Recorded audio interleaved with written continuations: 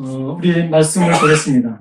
말씀은 열왕기상입니다. 구약성경 열왕기상 18장 46절로 19장 8절까지 있는 말씀을 함께 교독하여 살펴봅니다.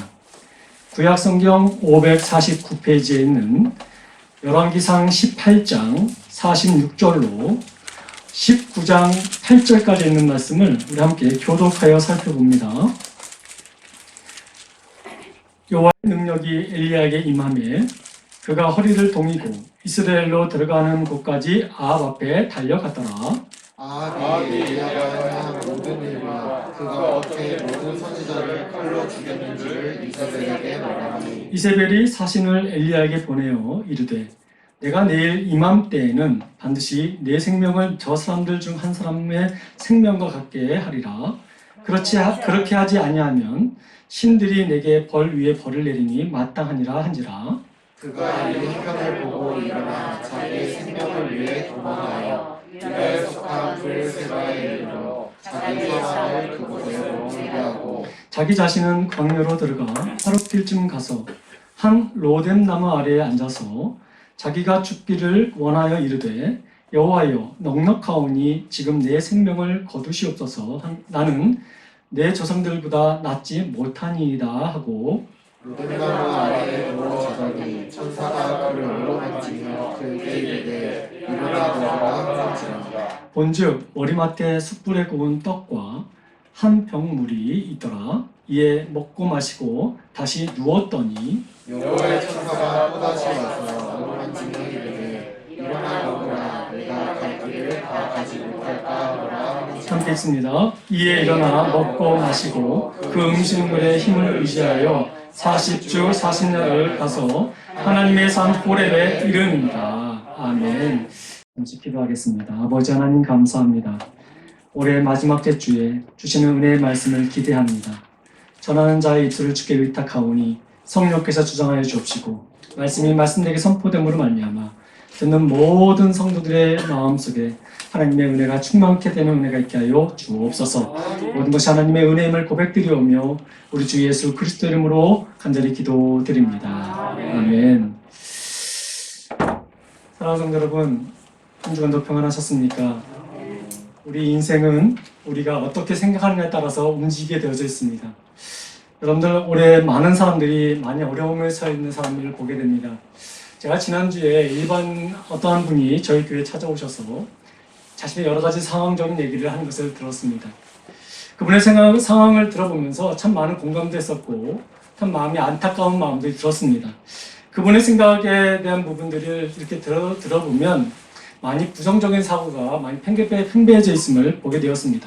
상황이 많이 힘들어졌고 또 그러한 부분에 있어서 처지가 많이 어려졌다는 그런 생각을 가지고 있었음을 보게 됩니다. 참 그 얘기를 들으면서 참 마음이 안타까웠고 좀 무거웠음을 보게 됩니다. 사랑하는 성도 여러분, 우리가 상황이 어려워지게 되면 우리의 생각과 우리의 상황의 모든 것이 부정적으로 바뀌게 되는 것을 보게 됩니다. 근데 여러분, 우리가 이런 어려울 때에 우리의 생각이 부정적으로만 치우치게 된다면 우리의 삶에는 희망이 없을 것이고 많이 어려움에 처하게 될 것입니다. 여러분, 생각은요 무엇보다 참 많은 힘을 가지고 있습니다. 왜냐하면 생각은 우리의 인생을 방향을 바꾸길 수도 있고 올바른 데 인도할 수도 있기 때문에 그렇습니다. 여러분, 생각은 우리의 생각을 어떻게 하냐에 따라서 우리의 삶의 모든 부분이 바뀌어지게 됨을 여러분들 분명히 인식하시기 바랍니다. 결국 우리의 생각이 우리의 미래를 만든다는 것이죠. 환경이 어떠하든지 간에 우리의 삶 가운데 긍정적인 사고를 가지고 나아간다면 우리 삶에는 하나님의 은혜 가운데 바르게 인도되는 그 은혜의 삶으로 펼쳐지게 될 줄 믿습니다. 여러분들 잠언 23장 7절 말씀에 보면 이런 말씀이 있습니다.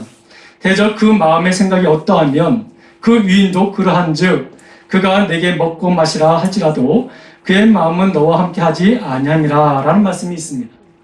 여러분, 이 말은 무슨 의미냐면 여러분, 그 마음을 어떻게 생각하느냐에 따라서 위인들조차도 그 삶이 바뀌어질 수 있다는 것을 말하고 있는 것이죠. 그 사람의 삶의 결과물은 그 사람이 생각하는 것에 따라 바뀌어진다는 것을 말씀하고 있는 것입니다. 여러분, 생각은 보기보다 굉장히 힘이 강하다는 것을 말씀을 드립니다. 생각이 우리의 삶을 지배할 수 있다는 것을 말씀을 드립니다. 여러분, 우리가 어렵고 힘든 가운데서도 우리가 행복한 마음으로 생각을 하게 되어진다면 우리의 삶의 행복이 찾아오게 될 것입니다. 그러나 여러분, 계속 나는 불행하다고, 나는 어렵다고, 나는 힘들다고만 생각하고 그 생각이 사로잡히게 된다면 우리의 삶은 계속해서 힘든 과정 속으로 지낼 수밖에 없는 삶이 될 것입니다. 사랑하는 성도 여러분, 생각은 많은 우리의 삶에 영향을 미칩니다. 그렇기 때문에 여러분, 우리의 생각을 비록 지금 우리가 많이 어렵고 힘들고 많은 상황 속에서 어찌할 바 모르는 상황이 있다 할지라도 여러분, 이러할 때 우리가 그 상황을 보면서 낙심하는 생각으로 가득 차 우리의 생각을 그쪽으로 우리 삶을 이끌지 못하도록 우리는 힘써 우리의 삶을 결단해야 될 것입니다. 여러분, 우리 2020년 마지막 주일을 지금 보내고 있습니다. 보내는 이 마지막 주일, 지금 여러분들은 어떤 생각으로 가득 차 있으십니까? 아마 많은 성도들 가운데는 아마 후회되는 삶을 살아갔다라는 생각으로 같이 하시는 분들도 있을 것입니다. 2020년을 시작하면서 이렇게 살아갈 것이다, 이렇게 해야지라는 생각을 했음에도 불구하고, 계획을 세웠음에도 불구하고 그것이 이루어지지 않았던 것을 많이 생각하면서 절망하며 낙심하는 분도 계실 것입니다. 그러나 여러분, 그런 어려움 속에 그런 부정적인 생각이 있다 할지라도 저는 여러분들에게 이 말씀을 드리고 싶습니다. 그럼에도 불구하고 여러분 수고하셨다고, 다시 일어날 수 있다고, 괜찮다고 말씀을 드리고 싶은 거예요. 여러분, 우리가 안 되는 것만 생각하면서 절망에 빠지는 것보다는 이러한 때 우리에게 주신 하나님의 은혜를 생각하면서 다시 힘을 내어서 다시 일어나는 은혜가 있기를 소망합니다. 여러분, 우리 아까 서두에도 말씀드렸지만 생각이 우리의 삶을 지배한다고 했습니다. 생각은 때로는 상황을 이길 수도 이기기도 합니다. 그렇기 때문에 여러분, 우리의 삶이, 우리의 생활이 내가 생각했던 것, 내가 바랬던 것처럼 이루어지지 않았다고 해서 낙심만 하지 마시고 오늘 이 시간 다시 한번 주의 은혜를 생각하면서 다시 한번 우리의 생각에 하나님이 이루어지는 은혜의 말씀이 여러분의 삶을 주관할 수 있도록 생각을 바꾸시는 은혜가 있기를 소망합니다. 수고하셨습니다. 2020년 많이 어려웠습니다. 많이 힘들었지요. 많은 고통 속에도 있었습니다. 내 생각과 내 계획대로 안 돼서 많이 절망과 눈물의 한숨을 보냈던 때도 많았습니다. 그러나 제가 여러분들에게 드리고 싶은 말씀은 그래도 여러분 한 해 수고하셨습니다. 그리고 여러분이 한 번 더 말씀을 드리면 괜찮습니다라는 것입니다. 우리는 오늘 이 한 해로 끝나는 것이 아니라 내년도를 하나님 또 우리에게 주셨기에 그 은혜를 생각하면서 여러분들에게 다시 한번 이런 말씀을 드리고 싶습니다. 수고하셨습니다. 그리고 괜찮습니다. 다시 할 수 있습니다. 라는 것입니다. 사랑하는 성도 여러분, 사실 저도 올해 많이 좋은 일도 있었고 많이 안 좋은 일들도 많았습니다.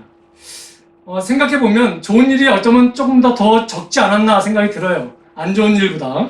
그렇게 됐다고 해서 제가 여기 이 자리에 쓰면서 여러분들에게 안 좋은 부정적인 생각으로 여러분들에게 말씀을 전하면 안 되지 않겠습니까? 여러분, 이럴 때 저희는 힘들지만 어렵지만 부정적인 생각이 더 많이 들지만 하나님이 그래도 여기까지 인도하신 하나님을 생각하면서 그 은혜에 감격하면서 감사함을 받긴다면 우리의 모든 것이 새롭게 될 줄 믿습니다. 사랑하는 성도 여러분, 제가 한동안 위기가 있었어요. 어려움이 있었죠. 생각에 어려움이 있었고 상황에 어려움이 있었습니다. 그때 제가 아는 우리 동료 목사님과 제가 우연치 않게 통화를 하게 되면서 그냥 저의 처지를 한번 얘기한 적이 있었습니다. 그때 그 목사님이 저에게 이런 말씀했습니다. 윤 목사, 그래도 수고 많았어. 그리고 괜찮다고. 그리고 목사님의 그 기도와 도움을 통해서 나도 올해 많이 위로를 받았다고 말씀하실 때 그 말이 왜 이렇게 나한테 위로가 됐는지요. 그래서 그 부정적인 생각을 떨쳐버리고 제가 그 얘기를 전화가 끊고 난 다음에 이 재단 앞에서 엎드려 기도했습니다. 하나님, 그래서 감사합니다. 부정적으로 마무리하지 않게 하시고 다시 또 동료를 통해서 하나님의 그 생각과 그 위로의 말씀을 듣게 하시니 감사하다고 이렇게 감사 기도를 드린 적이 있습니다. 여러분, 힘들었지요. 어려웠지요. 우리의 생각대로 되지 않았던 것들이 참 많지요. 그러나 여러분, 다시 한번 여러분께 말씀을 드립니다. 수고하셨습니다. 그리고 괜찮습니다. 다시 우리는 일어설 수 있습니다. 사랑하는 성도 여러분, 잘 살아오셨습니다. 내년도에도 하나님의 은혜로 우리는 힘들지만 상황이 어렵지만 그래도 우리는 잘 살아가게 될 줄 믿습니다. 주의 은혜로 여러분들 승리하시기 바랍니다. 여러분, 제가 나를 위로하는 날이라는 글이 있기에 여러분들에게 한번 인용해서 여러분들에게 말씀을 드리고 싶습니다. 이혜인 수녀님이 쓰신 글인데요. 제가 한번 여러분들에게 한번 읽어드릴게요. 가끔은, 아주 가끔은 나를 위로할 필요가 있네. 큰일 아닌데도 세상이 끝난 것 같이 죽음을 맛볼 때 남에게 채 드러나지 않은 나의 허물과 약점들이 나를 잠 못 들게 하고 누구에게도 얼굴을 보이고 싶지 않은 부끄러움에 문 닫고 숨고 있을 때 괜찮아, 괜찮아. 힘을 내라고 이제부터 잘하면 되잖아. 조금은 계면쩍지만 내가 나를 위로하며 조용히 거울 앞에 설 때가 있네. 내가 나에게 조금 더 따뜻하고 너그러워지는 동그란 마음. 나에게 주기 전에 내가 나에게 먼저 주는, 남에게 먼저 주기 전에 나에게 먼저 주는 위로의 선물. 여러분, 이런 글의 내용이 있습니다. 여러분 오늘 시간 말씀을 들으면서 저는 여러분들에게 한 가지 부탁드리고 싶습니다. 여러분 스스로를 오르만지시면서 여러분 자신들에게 한번 이런 말 하면 어떨까요? 올해도 잘 살아왔다.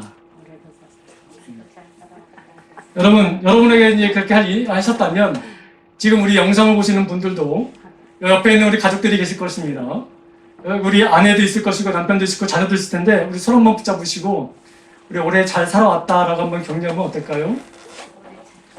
그리고 우리 가장들에게 한번 이렇게도 한번 인사했으면 좋겠습니다. 수고하셨습니다라고. 감사합니다. 여러분, 우리 어린아이들이 보는 그림책 중에 괜찮아라는 책이 하나 있습니다. 여러분, 이 책의 내용은 이렇습니다. 아이가 이 그림책을 보면서 거기에 동물들이 나오는데 그 동물들에게 참 이상한 생각이 들었어요. 동물을 보면서 개미는 너무 작잖아 라고 생각했던 거예요. 또 고슴도치는 그 몸에 가시가 너무 많잖아. 그래서 너무 불편하지 않겠어? 라는 생각을 했던 거예요. 또 다리가 없는 뱀에게는 또 쟤는 다리가 없으니까 참 불편하겠다라는 생각을 했던 거예요. 또 새는 새인데 날지 못하는 타조를 보면서 쟤는 참 불편하겠다라는 생각을 했던 거지요. 또 기르는 목이 길어서 참 불편하겠다 생각했던 거예요. 아이는 이렇게 동물들을 보면서 놀리기 시작했습니다. 너는 참 불편하겠다 라고 말했던 것이죠. 근데 그 동물들이 그 아이의 놀림을 보면서 괜찮아 라고 말했던 거예요. 여러분, 이 동물들이 자기 상황에 그 아이가 보는 시각으로만 봤다면 그 내용들이 맞을 거예요. 불평이 생길 수가 있을 거예요. 근데 이 동물들은 그 아이의 관점으로 그것을 본 것이 아니라 다른 관점으로 본 거예요. 어떤 관점을 봤냐면 그래, 개미는 이렇게 말합니다. 그래, 나는 작아. 그러나 나는 나의 몸무게보다 50배나 더 큰 것을 나는 들을 수 있는 힘이 있어 라고 생각했던 거예요. 또 고슴도치는 이렇습니다. 내 몸에 가시가 많아서 불편할 것 같이 보이지만 내 몸에 있는 가시 때문에 맹수 사자도 나에게 함부로 못해 라고 생각했던 거예요. 또 뱀은 다리가 없으니까 불편하겠다 생각했던 그 얘기를 듣고 난 다음에 뱀은 뭐라고 얘기했냐면 나에게는 비늘이 있기 때문에 나는 어디든지 마음대로 올라갈 수 있어 라고 말하는 것이죠. 또 타조는 이렇게 말합니다. 나는 날지는 못하지만 오히려 그런 단점을 이겨서 나는 얼룩말보다 더 빨리 날 수 있어 라고 말했다는 것이에요. 또 기린은 나는 목이 길어서 귀는 크지만 다른 아이들이 먹지 못하는 높은 곳에 있는 먹이를 나는 먹을 수 있단다 라고 말하면서 괜찮다라고 말하는 거예요. 상황은 동일한 거예요. 어떻게 바라보냐에 따라서 그것을 이길 수 있는 능력이 그 안에 각각 있다라는 것이죠. 그러면서 이 동물들이 오히려 이 아이에게 반대로 질문을 합니다. 너는 뭐가 그렇게 잘났니? 라고 물을 때에 이 아이가 뭐라고 얘기하는지 아십니까? 아무 말도 하지 못했어요. 그러다가 곰곰이 생각해 보니까 이 아이가 이런 말을 말합니다. 잠시 당황하는 가운데 있다가 나는 세상에서 가장 크게 웃을 수 있어 라고 말하는 거예요. 여러분, 생각은 우리의 모든 환경을 이길 수 있는 겁니다. 여러분, 올해 많이 어려웠지요? 다시 한번 말씀드립니다. 그럼에도 불구하고 우리는 웃을 수 있기를 바랍니다. 여러분의 단점만 보면서 낙심하지 마시고 그럼에도 불구하고 이곳까지 인도하신 하나님의 은혜를 생각하면서 오늘도 승리하는 저와 여러분들 되길 소망합니다. 여러분, 다시 한번 우리 옆 사람들에게 한번 인사할까요? 가족에게 인사합시다. 괜찮아. 괜찮아. 우리 자녀들, 가족들 모두에게, 우리 가장들에게 한번 이 얘기를 했으면 좋겠습니다. 올 한 해 수고 많으셨습니다. 우리 가장들에게 꼭 이런 인사를 해주셨으면 감사하겠습니다. 여러분들, 올해 우리 주님도 우리를 보시면서 어떤 말씀을 가장 많이 하셨을까요? 저는 이 말씀을 많이 하신다고 저는 생각이 드는 거예요. 사랑한단다. 그리고 괜찮다. 그리고 수고했다. 이 말씀이 아니었을까 생각이 드는 거예요. 여러분, 우리 주님이 우리 곁에서 가장 많이 우리에게 들려주신 말씀이 바로 이런 말씀이었다는 것입니다. 나는 너를 사랑한다고. 네가 하는 모든 것, 비록 실수가 있었고 내 마음에 맞지는 않았지만 괜찮다고. 나는 너를 사랑한다고. 이 말 아니었을까 생각이 드는 거예요. 여러분, 우리의 삶을 살아가다 보면 힘들 때가 참 많이 있지 않습니까? 어쩌면 오늘 이 예배에 참석하시는 분들 가운데서도 좀 많이 지쳐서 오신 분들도 계실 것입니다. 또 실수로 인해서 마음이 좀 무거우신 분들도 계실 것입니다. 스스로 자책할 때가 얼마나 많이 있습니까? 그때 여러분 마음을 열시고 우리 주님이 우리에게 하시는 말씀을 다시 한번 들으시기 바랍니다. 괜찮다고, 또 잘 살아왔다고, 수고했다고 주님이 말씀하시는 이 말씀을 들을 수 있기를 소망합니다. 오늘 한 분이 오늘 우리 본문에 등장합니다. 엘리야 선지자입니다. 이 사람도 오늘 본문을 보니까 하나님의 이 귀한 은혜의 위로의 말씀을 듣고 있음을 보게 됩니다. 여러분, 지금 오늘 본문 말씀에 보면 엘리야 선지자가 하나님께 떼를 쓰고 있어요. 자기를 죽여달라고. 여러분, 이 모습은 사실 우리 엘리야에게는 어울리지 않는 사람이죠. 왜냐하면 우리가 보는 엘리야는 불의 선지자였고 성령의 능력의 선지자였고 하나님의 일을 감당하는 놀라운 파워가 있는 선지자였음을 우리가 알 수 있지 않습니까? 오늘 본문 우리가 18장 이 46절에 보면 여호와의 능력이 엘리야에게 임했다라고 말하고 있어요. 여러분, 이것처럼 하나님의 능력을 늘 행했고 누렸던 사람이 바로 엘리야 선지자였습니다. 그럼에도 불구하고 이 선지자가 갑자기 하나님께 자기 죽여달라고, 자기 이제 못하겠다고 하는 떼를 쓰는 그런 모습을 보이고 있는 거예요. 방금 전까지 어떤 일이 벌어졌냐면 좀 앞부분을 가게 되면 바알과 아세라 선지자들과 싸워서 이겼습니다. 하늘의 불결달이 내려서 이기하는 그런 놀라운 능력을 베푼 사람이 바로 엘리야였죠. 그뿐만이었습니까? 그 상황이 끝나고 난 다음에 이스라엘 3년 6개월 동안 비가 내리지 않은 상황 속에서 하나님께 간구함으로 말미암아 비까지 내리게 했습니다. 그런 놀라운 은혜를, 하나님의 은혜 가운데 이 일들을 행했던 능력의 선지자 엘리야였습니다. 그리고 여러분, 오늘 46절 보니까 성령의 능력이, 하나님의 능력이 엘리야에게 임함으로 말미암아 그 적기지라고 말씀드렸으면 이스라엘에 있는 아합에까지 달려가는 그런 놀라운 일도 행하는 것을 보게 됐지요. 여러분, 이 정도의 능력과 이 정도의 그 놀라운 역사를 경험했다면 이 엘리야 선지자는 어느 상황 속에서든지 늘 기쁨과 승리의 찬가를 부딪히는 그런 선지자로 우리가 분명히 기억될 것입니다. 근데 안타깝게도 오늘 이 엘리야 선지자, 그런 엘리야 선지자가 하나님께 나 죽겠습니다, 나 죽여주십시오, 나 데려가십시오 라고 지금 그 떼를 쓰고 있는 것을 우리가 보게 됩니다. 그 이유가 무엇일까요? 아합이 그 내용들을 다 듣고 보고 그 아내 이세벨이라는 자기의 아내에게 그 얘기를 다 알려주는 거예요. 그러니까 여러분, 이 이세벨이 어떤 여자였어요? 우상의 딸이었죠. 우상의 딸.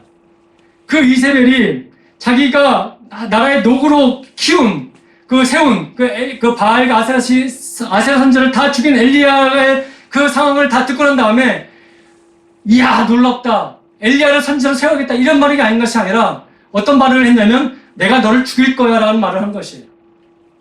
갑자기 여러분 환경이 확 바뀐 거예요. 하나님의 백성에게 하나님의 영광을 나타냈던 엘리야, 모든 것을 신경 쓴 엘리야에게 청천벽력 같은 소리가 들려진 것이에요. 환경이 확 바뀐 거예요. 그러다 보니까 엘리야의 마음에 어떤 마음이 들었냐면 아이고 라는 그 부정적인 생각이 자리 잡기 시작했던 것이죠.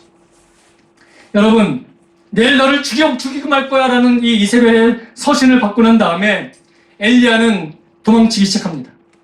그 능력의 선지자 엘리야가 도망치기 시작합니다. 환경에 눌려 도망치기 시작합니다. 부정적인 사고와 생각이 엘리야를 지배하는 순간 그는 도망치기 시작했습니다. 140km나 떨어져 있는 남쪽에 있는 부엘세베로 달려나가기 시작합니다.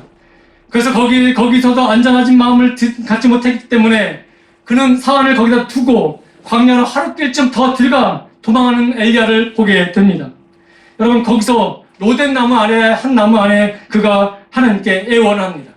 근데 여기서 참 우리가 참 발견하기 좋은 건 뭐냐면 그가 세상 앞에 한탄하면서 아쉬워하면서 그렇게 난 죽어야 돼 라고 스스로 자책한 것이 아니라 그런 어려움 속에서 그래서 하나님의 은혜가 참 감사한 게 뭐냐면 하나님을 찾게 한다는 거예요. 엘리야가 그 로뎀나무에서 누구에게 죽기를 원했습니까?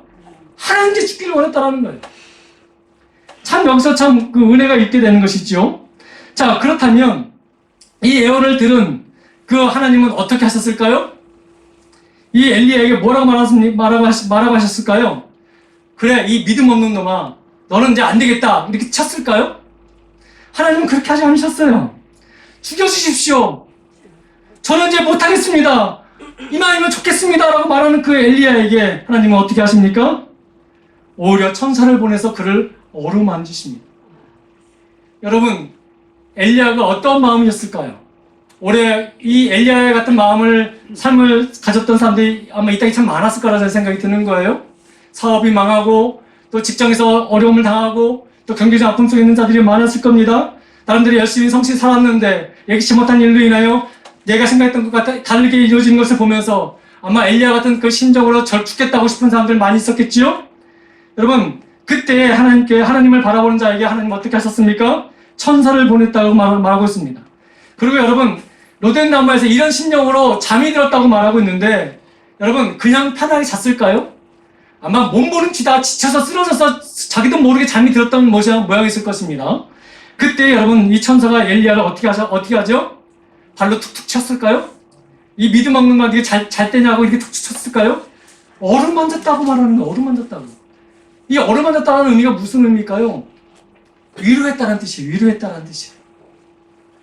여러분, 하나님은 우리에게 이렇게 다가오십니다.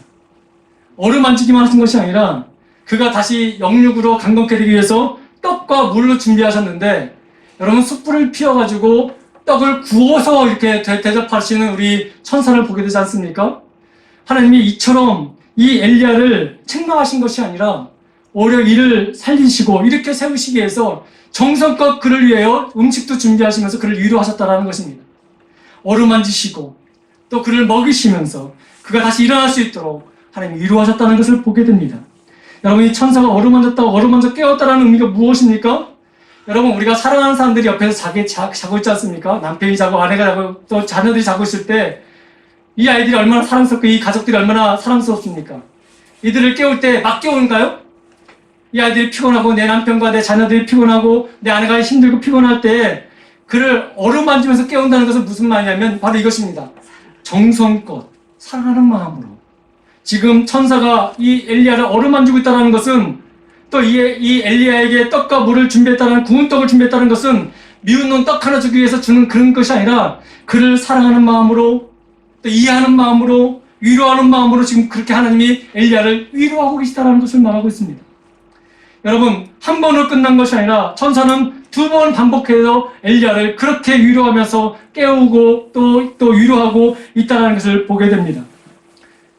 하나님은 죽기를 애원했던 엘리야에게 그에게 죽음으로 바꿔부신 것이 아니라 믿음 없다고 책망한 것도 아니라 화를 내시지도 아니하시고 오히려 그에게 먹을 것을 주면서 위로하는 하나님이심을 보게 됩니다. 다시 말씀은 그에게 쉼을 주셨다는 것이에요. 여러분, 힘들고 어렵지요? 상황이 많이 힘들지요? 여러분, 이럴 때 하나님 앞에 하나님의 은혜를 삼한 은혜의 길을 소망합니다. 하나님은 그것을 보시고 우리를 책망하시는 분이 아니라 우리를 위로하시고 우리 영혼까지도 채우시는 하나님이심을 우리는 경험하게 되는 것이지요. 엘리의 하나님은 오늘 우리에게도 동일한 하나님이십니다. 여러분이 어떤 상황, 어떤 모양에 있든지 간에 여러분의 눈물을 하나님은 보시고 계십니다.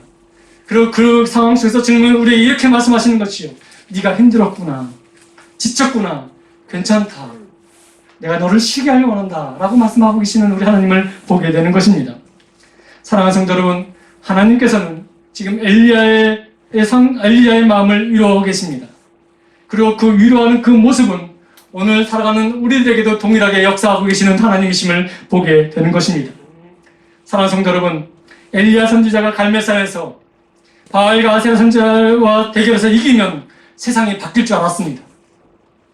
3년 6개월 동안 비가 내리지 않는 그 이스라엘 땅에 비가 오도록 하나님께 구하고 비가 내리면 아합 왕과 이스라엘 백성들이 하나님께로 돌아올 줄 알았습니다. 하지만 세상은 바뀌지 않았고 또 사람들은 돌아오지 않았습니다. 오히려 그 손에 들려있는 그것은 이세벨이 자기를 죽이겠다는 편지밖에 없었던 것이죠. 그러니까 여러분, 인간은 이런 자기가 이렇게 되면 이렇게 될 것이라는 생각이 깨어지게 되면 그 뒤에 오는 것은 절망뿐이었다라는 것이죠.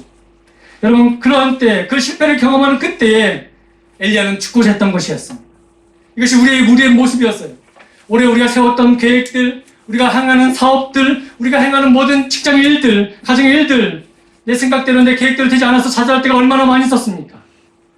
그래서 여러분, 때로는 안타깝게 극단적인 생각을 한 사람들도 많이 있음을 보게 됩니다. 포기하고 모든 것을 내려놓고 싶은 사람도 있었을 것입니다. 그때에 하나님을 바라본 엘리야에게 하나님은 이들에게 어떻게 하셨습니까? 다시 일어나라고. 너는 다시 힘을 낼 수 있다고 그를 위로하시는 하나님을 만나게 되는 것입니다. 여러분, 힘들수록 하나님 앞에 나아가시기 바랍니다. 힘들수록 사람들을 의지하지 마시고 환경만 바라보지 마시고 오늘 내 앞에서 나를 위로하시는 하나님, 우리 임마누엘 되신 그 하나님을 이름을 부르시면서 오늘도 그분 앞에 때로는 절망의 소리라도 할지라도 그분 앞에 그 이름을 부르는 은혜가 있기를 소망합니다.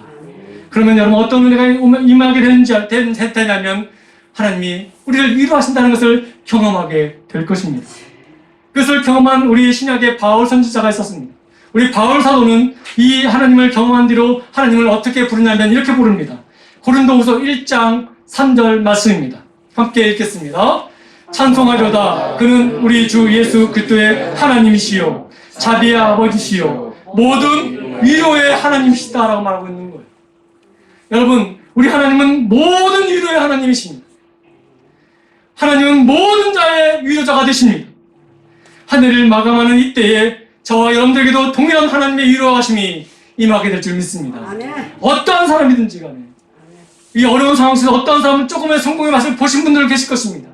그런데 대부분은 낙심과 절망할 수밖에 없는 위로가 필요한 사람들이 가득할 것입니다. 여러분, 오늘 우리 바울 사도가 경험하고 고백하는 이 위로의 하나님, 엘리야가 경험하는 이 위로의 하나님을 오늘 이 시간 주의 이름을 부르는 자에게는 만남의 은혜가 있게 될 줄 믿습니다. 여러분, 마태복음 8장 한번 보시기 바랍니다. 마태복음 8장은 산상수훈의 말씀이라고 말씀드릴 수가 있는데 예수님께서 산상수훈의 말씀을 마치고 내려오는 과정 속에 어떠한 장면이 기록되어 있습니다. 어떤 장면이냐면 나병 환자를 만나시게 됩니다. 그 나병 환자가 예수님께 나와 절하면서 이렇게 말합니다. 사실 여러분, 나병 환자는 예수뿐만 아니라 일반 사람들에게 나올 수 없는 사람들이에요. 그러면서도 불구하고 나왔다는 것은 그가 생명을 걸고 나왔다는 것이에요. 그러면서 그가 하는 말이 이것입니다. 주여, 원하시면 저를 깨끗게 하실 수 있나이다. 절망적인 상황 속에서 다른 곳에 숨어 있는 것이 아니라 자기 스스로를 그 어둠 속에 밀어넣는 것이 아니라 빛 대신 주님 앞에 나온 거예요. 죽으면 죽이라는 마음으로 나온 거예요. 모든 희망을 주께 걸고 나온 거예요. 그러면서 그분에게 말씀하신 요청하는 것이죠. 저를 깨끗게 해달라고, 저의 삶을 회복게 해달라고 말씀하시는 말고 요구하는 이 나병 환자의 모습을 보고 예수님은 뭐라고 하셨을까요? 더럽다, 저리 가라 하신 적이 없었어요. 우리 예수님은 이렇게 말씀하시기 전에 먼저 그가 요청하는 자에게 여러분 손을 내시고 그를 어루만져 주셨습니다. 여러분, 손을 내밀어 그 몸을 대셨다라는 이 말, 여러분, 이것은 그의 몸만을 치료하시는 목적이 아니었고 그의 마음까지도 치료하시는 하나님 예수님이었음을 우리에게 보여주고 있는 거예요. 여러분, 나병 환자는 전염병이에요. 오늘날 코로나 바이러스보다 더 심한 전염병이었는 병이 바로 나병 환자였습니다. 이 나병 환자는 나병이 걸려서 살아오는 동안 누구도 자기 몸에 손을 댄 자가 없었을 겁니다. 왜냐면 그 몸에 접촉한 자마다 그 병에 걸리지 않을까라는 부정적인 마음이 있었기 때문에 그렇지요. 근데 저를 구원해 주십시오, 저를 깨끗게 해달라는 간청의 소리를 듣는 예수님은 오히려 그를 만지셨다라는 거예요. 만졌다는 건 무엇입니까? 그 사람의 몸만 치유하기를 원하신 것이 아니라 그의 마음의 아픔, 그의 마음의 눈물까지도 예수님은 치료하기를 원하셨다는 것을 말씀하고 있는 것입니다. 네가 내 앞에까지 나올 때까지 얼마나 마음이 힘들었니? 얼마나 마음이 고생했니? 얼마나 서러움과 아픔 속에 살아왔니? 그를 내가 한다라는 마음으로 그를 어루만져 주셨다는 것입니다. 우리 예수님은 그렇게 위로하시는 하나님이셨습니다. 누구도 내 몸에 손을 내지 않냐고, 내 가족조차도 내 아픔을 이해하지 못할 때에 주님은 나의 모든 것을 치료하시는 하나님이셨음을 이 나병 환자는 깨닫게 됩니다. 사실 여러분, 예수님은 말씀만으로도 그 나병을 치유하실 수 있는 능력이 있는 분 아니겠습니까? 그럼에도 불구하고 그를 만졌다는 것은 무슨 의미입니까? 그를 위로하셨다는 것이에요. 여러분, 혹시 여러분 마음속에 이 나병보다 더 무거운 짐이 있습니까? 정말 아무도 알아주지 못하는 나만이 아는 그 눈물의 의미가 있습니까? 주님이 만지실 수 있도록 여러분의 마음을 주님 앞에 내려놓는 은혜가 있기를 소망합니다. 주님은 이 나병 환자를 위로하시고 그 병을 치료하셔 주셨습니다. 뿐만 아니라 이 장면도 우리 한번 연상했으면 좋겠습니다. 누가복음 22장에 보면 예수님과 눈 마주친 제자가 하나 있었습니다. 여러분, 예수님이 그 대제사장들과 그 사람들에게 그 고초를 당하고 있을 때 베드로가 몰래 따라가지 않습니까? 따라가다가 예수님을 3번 부인하는 베드로가 어느 순간 갑자기 예수님과 눈이 맞게 되죠. 그때 여러분, 이 베드로가 어떻게 행동합니까? 예수님과 눈이 맞췄을 때 예수님은 자기에게 말씀하신 것이 생각나므로 나가서 통곡하는 것을 보지 않습니까? 그 말씀이 누가복음 22장 61절 62절에 나옵니다. 한번 볼까요? 한번 보겠습니다. 주께서 돌이켜 베드로를 보시니 베드로가 주의 말씀 곧 오늘 닭 울기 전에 내가 3번 나를 부인하리라 하시니 생각나서 밖에 나가서 심히 통곡하니라. 여러분, 베드로는 예수님과 눈이 맞췄으면서 어떤 마음이 들었을까요? 아, 나의 결단이 헛되었구나 하는 것을 깨닫게 되었을 것이에요. 주님이 그렇게 말씀하셔도 저는 결단도 변함이 없는 삶으로 주님과 함께 있을 것입니다라는 결단을 쓸 것입니다. 근데 그것이 실패가 되었지요. 그때에 예수님과 눈이 맞게 되었습니다. 그때 예수님의 눈을 바라봤던 베드로는 어떤 마음이 들었을까요? 아, 나는 주님을 버렸구나라는 절망이 들지 않았을까요? 근데 여러분, 그때 베드로가 봤던 예수님의 눈빛은 어떤 눈빛이었을까요? 예수님의 원망의 눈빛이었을까요? 아니면 분노의 눈빛을 보았을까요? 그래서 무서워서 도망쳤을까요? 저는 그렇게 생각하지 않습니다. 우리 예수님을 잘 안다면, 우리 예수님을 어떤 분이라고 여러분 아신다면 예수님의 눈빛은 분노의 눈빛이 아니었고 오히려 베드로를 위로하는 눈빛이었음을 우리는 볼 수가 있는 것입니다. 괜찮아. 그럴 수 있단다. 하지만 그 자리에만 있지 말고 너는 다시 일어나야 된다라는 그 위로의 눈빛 아니었을까 하는 생각이 드는 거예요. 여러분, 그것을 우리가 어떻게 할 수 있냐면 예수님은 부활하신 후에 다시 베드로를 찾아오셔서 사랑으로 그를 다시 일으켜 세우신 것을 볼 때에 예수님의 눈빛은 원망의 눈빛이 아니라 베드로를 다시 일으켜 세우기 위한 그런 사랑의 눈빛이었음을 우리는 짐작할 수 있다는 것입니다. 사랑하는 성도 여러분, 오늘 주님이 우리를 바라보는 시각은 어떨까요? 여러분, 우리를 바라보는 주님의 시각은 베드로를 보시면서 보셨던 그 시각, 그 눈빛이 동일하다고 저는 생각이 드는 겁니다. 여러분을 향하신 주님의 그 은혜, 주님의 그 눈, 그를 바라보시면서 위로받는 은혜가 있기를 소망합니다. 주님은 지금도 여러분에게 말씀하십니다. 괜찮다고. 한 해 열심히 잘 살았다고. 그러나 거기에 안주하지 말고 다시 일어나라고. 주님은 오늘도 오늘 말씀을 통해서 우리를 위로하고 계신 줄 믿습니다. 하나님께서 우리를 위로하시는 이유가 무엇일까요? 하나님이 지금 엘리야에게 천사를 통해서 먹이시는 이유가 무엇이며 어루만지는 이유가 무엇일까요? 다시 일어나게 하시는 그 이유가 있었다는 것입니다. 하나님의 사람은 주저앉지 말고 다시 일어나야 된다는 것을 보여주고 있다는 것입니다. 그래서 공급해 주시고 또 그를 위로해 주시고 마시게 하셨다는 것을 우리가 보여주고 있습니다. 여러분, 그런 위로를 받은 엘리야의 모습이 어떻습니까? 8절 말씀입니다. 뭐라고 말합니까? 이에 일어나 먹고 마시고 그의 음식물의 힘을 의지하여 40주 40년을 가서 하나님의 산 호렙에 이르렀다라고 말하고 있습니다. 다시 일어났다라는 거예요. 하루도 버틸 수 없는 그 절망 속에 있는 엘리야가 하나님의 위로를 받으니까 40주 40년을 다시 일어나 뛰어서 하나님의 산에 올랐다는 것을 보게 되는 것입니다. 여러분, 올해 많이 힘들었습니다. 사실 힘들었습니다. 목사님 저도 힘들었고 성도님 여러분 모두 힘들었습니다. 그러나 여러분, 오늘도 계속해서 우리에게 주신 말씀이 무엇입니까? 너는 할 수 있다라고. 내가 너와 함께 했다는 하나님의 위로가 우리에게 있지 않습니까? 그 위로의 말씀을 계속 들으시기 바랍니다. 그 소리를 귀를 닫고 듣지 않는 안타까움이 아니라 그 계속 마음의 문을 열고 이런 환경 속에서도 하나님 나를 위로하신 그 음성을 듣고 일어서길 바랍니다. 그러면 여러분, 우리가 어떻게 되는지 아십니까? 40주 40년을 뛰어도 이길 수 있는 능력의 은혜가 우리에게 있게 된다는 것입니다. 하나님의 위로는 이런 은혜입니다. 하나님의 위로를 받고 살아가는 저와 여러분들 되기를 소망합니다. 여러분, 하루하루는 계단을 오르는 것과 같습니다. 에스컬레이터나 엘리베이터처럼 고속으로 가만히 있어도 올라가는 그런 인생이 아니지요. 2020년 우리는 그렇게 힘들지만 한 계단 한 계단씩 올라왔습니다.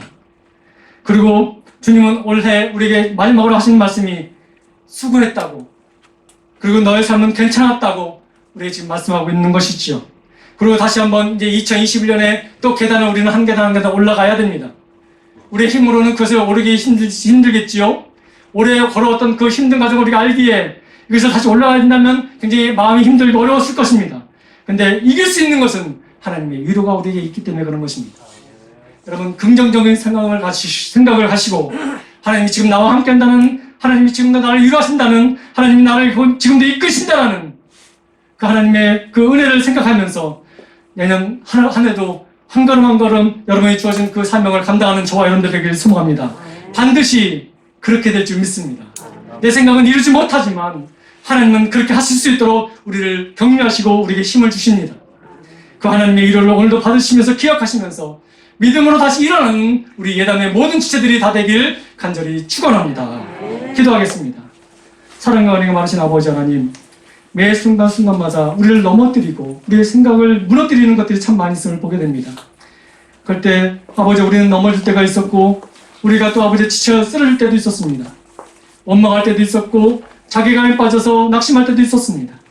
그러나 아버지, 매 순간순간마다 하나님이 우리를 위로하신 하나님의 은혜를 다시 한번 생각하게 됩니다. 다시 이렇게 세우신 하나님의 은혜를 다시 한번 보게 됩니다. 아버지 하나님의 우리의 모든 것을 다시 한번 주장하여 주셔서 올해를 주의 은혜로 다 마감하게 하여 주옵시고, 또 내년도도 하나님 은혜 가운데 우리의 맡기신 사명 감당하면서 일어날 수 있는 은혜가 있게 하여 주옵소서. 우리 가정들이 일어나게 하여 주옵시고, 우리 가족들이 일어나게 하여 주옵시고, 또 우리 이 땅에 세워진 교회가 하나님의 말씀을 듣고 다시 일어나게 하여 주옵시며, 우리 이 땅의 모든 주의 백성들이 하나님 영광을 바라보게 하여 주옵소서. 감사합니다. 모든 것이 하나님의 은혜입니다. 우리의 모든 것을 주장하실 줄 믿사오며 우리 주 예수 그리스도 이름으로 간절히 기도드립니다. 아멘.